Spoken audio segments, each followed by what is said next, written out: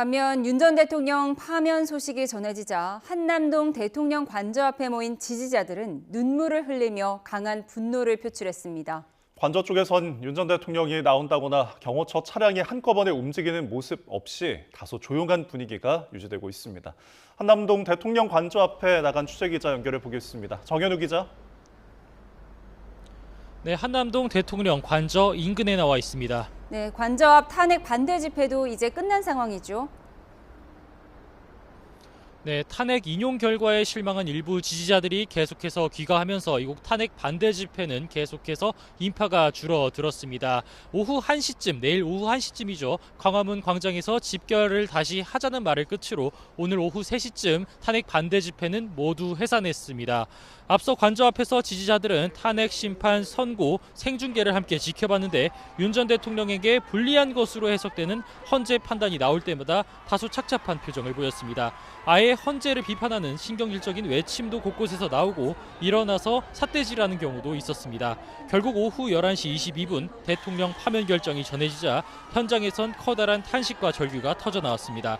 눈물을 흘리거나 스크린을 향해 주먹질하는 사람도 있었고 비속어를 쓰면서 헌재를 욕하는 목소리도 곳곳에서 들렸습니다. 무대에 오른 연사들은 헌재의 전원일치 탄핵 인용 결과를 믿을 수 없다면서 국민저항위원회를 만들어 본격적인 국민저항에 나서겠다고 주장하기도 했습니다.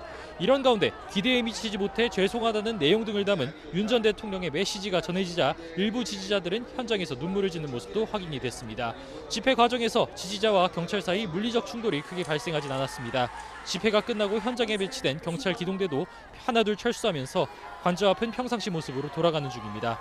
다만 헌법재판소 인근에선 윤 대통령 지지자 한 명이 경찰버스 유리창을 곤봉으로 부수다가 현장에서 체포되는 일도 있었습니다. 대통령 관저 쪽에서는 특별한 움직임이 포착이 되고 있나요?